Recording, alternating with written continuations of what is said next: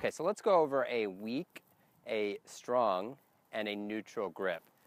So a weak grip would be one where we can't see much of the knuckles on the left hand. So if I'm set up at address and I'm looking down from my address position, I might only see the first or maybe even the second knuckle on my left hand.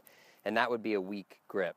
So if I'm in my preset position for the square-to-square swing, at this point, from my view, I can't even see the knuckles on my left hand. That would be a weak grip. And I'm going to talk about what makes that term weak matter here in a second. But a neutral grip would be one where, from my vantage point, when I'm looking down and I'm set up in my square-to-square setup, I can see 2 to 3 knuckles on my left hand.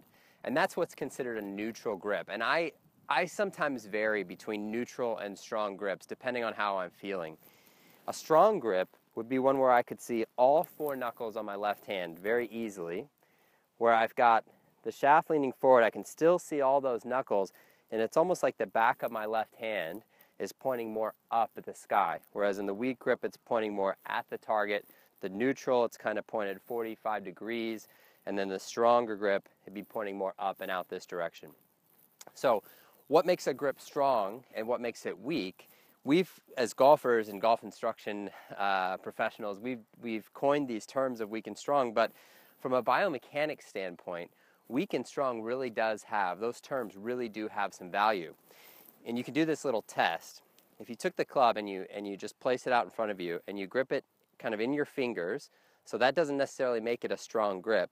If you grip it in your fingers and you let your left wrist sit kind of flat across your forearm and just try to hold it, you'll feel that it kind of pulls down, or the weight kind of puts a lot of strain on your left arm.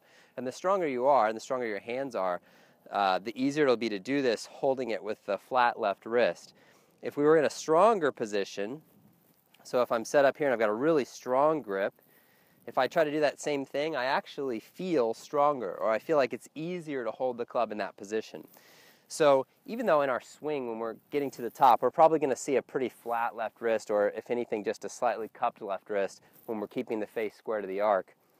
Having it more in this, at address position, having a little bit of bend here in the left wrist makes that a stronger feeling position. And so that's actually an easy way to remember what a strong grip is. It's a grip that really does feel in your hands, you feel like you have some strength.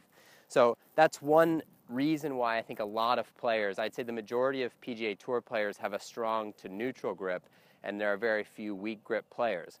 But it doesn't necessarily mean that you can't keep the face square to the arc. If you look at a player like Jordan Spieth, he's got a relatively neutral grip at address, but in his swing, he does have a lot of square-to-square elements. You can see that, especially with his wedges, he comes into impact and he's got the face kind of looking down the arc rather than looking out in front of him. So he's got a weaker grip, but what he does is kind of bows his left wrist to maintain that square club face. And we see that with guys like Dustin Johnson, although Dustin has a very strong grip. But that's where you get that kind of bowed left wrist look from.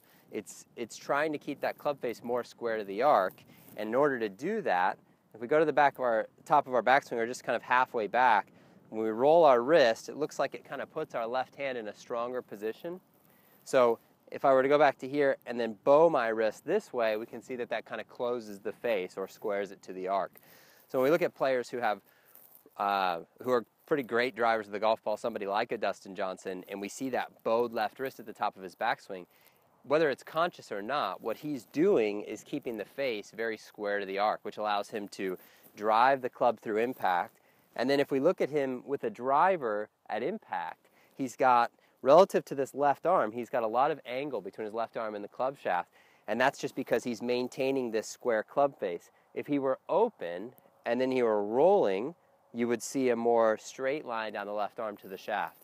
So the grip does have like some major influences on how we swing the club and what we can do to keep the club face square to our arc. And it's definitely something to think about.